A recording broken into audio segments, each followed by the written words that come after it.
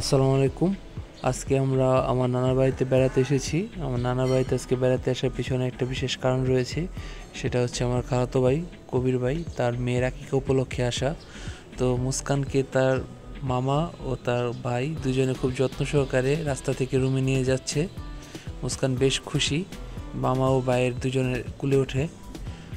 স্ক্রিনে এখন আপনারা দেখতে পাচ্ছেন আসলে দাওয়াত উপলক্ষে যা যা রান্না করা হয়েছিল তার প্রস্তুতি চলছে। আমার বড় ভাই পারভেজ ভাই সে পোলাও রান্না করছে ও বাদবাকি রান্নাগুলো পরিবারের সদস্যরা করেছে।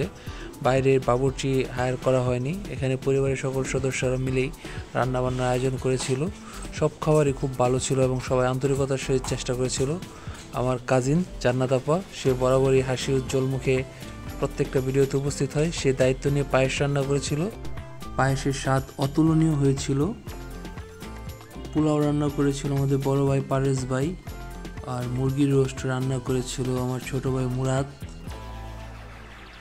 আর খাবারের আইটেমের মধ্যে বাদবাকি আইটেমগুলোর মধ্যে ছিল সবজি, খাসির রেজালা, ডিমের কুরমা ও আরও অনেক কিছু। এদিকে রান্না শেষ এবং অনেক সদস্যরা পরিবারের এবং দাওয়াতি অনেক সদস্যরা ছুটে আসছে খাওয়ার জন্য। তো সঙ্গী থাকুন এবং দেখতেই থাকুন।